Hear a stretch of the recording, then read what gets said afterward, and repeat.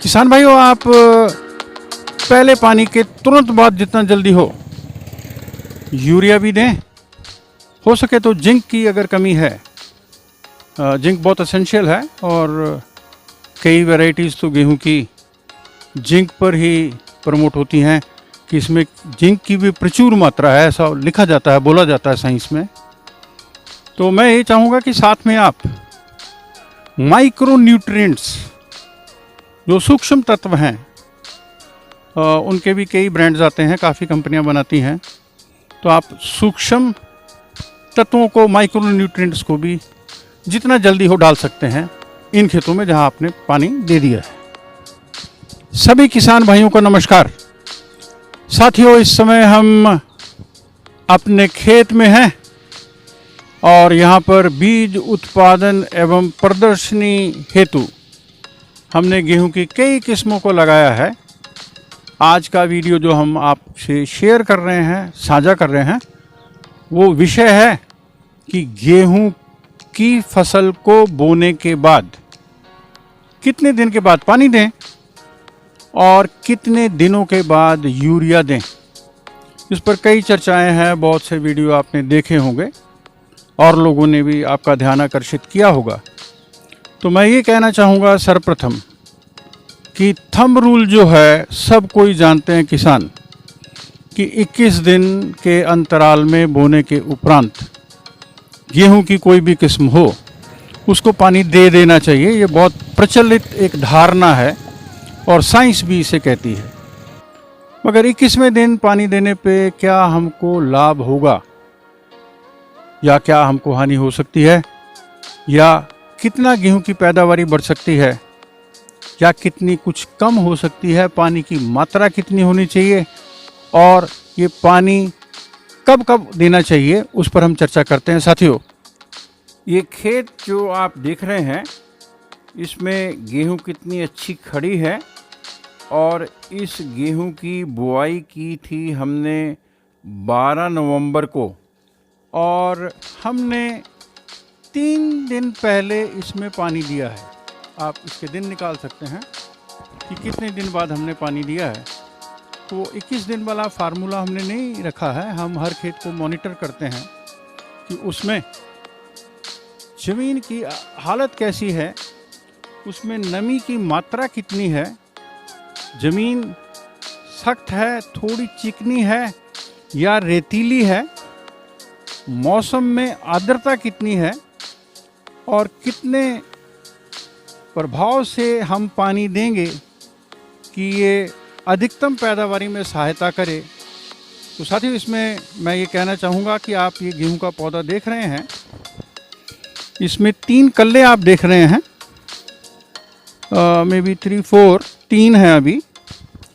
और ये आप दाना भी देख सकते हैं, ये गेहूं का दाना, फोकस करें, ये चिपका हुआ है अभी भी। और ये इसकी रूट्स हैं, ये इसकी जड़ें हैं, ये इसकी टहनियाँ और पत्तियाँ हैं, टिल्लर्स हैं।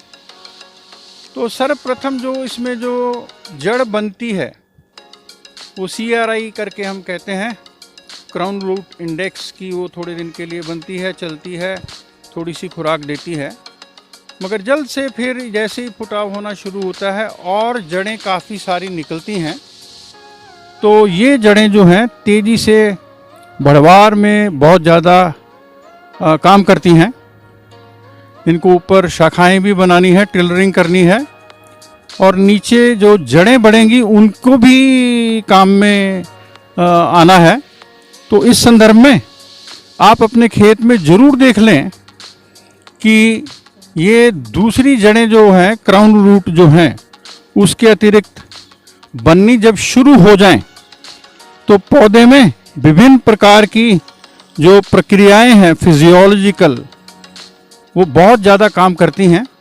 पौधे को बहुत अच्छी खुराक चाहिए होती है, उसको पानी चाहिए होता है, उसको नमी चाहिए होती है, उसको आर्द्रता चाहिए होती है, उसको ठंडा मौसम चाहिए होता है। तो आप उस समय पानी देंगे जब आप देख लेंगे कि इसकी जड़ें जो हैं विकसित होनी शुरू हो गई हैं और 1-2 टिलर्स पे भी निकलने शुरू हो गए हैं। उसमें मेरी सिफारिश ये है, मेरी क्या, ये वैज्ञानिकों की है कि आप हल्का सा पानी देंगे। पहला पानी जो है, अगर पहला पानी ज़्यादा दे दिया और ट्यूबवेल खुला चल गया और पानी ज़्यादा आने पे इसके पत्ते पीले पड़ गए, भगवान जी करे ऐसा किसी के साथ नहीं हो, तो पीले पत्ते पड़ जाने पे फिर आप लगभग हर प्रकार की चाहे कोशिश कर लें, फिर ये सुधरता नहीं है। तो आप पूरा अलर्ट रहेंगे, आप चुस्ती में रहेंगे कि जब खेत में पानी लगे तो उस समय आप हल्की हल्की पतला पानी ही इसको दें।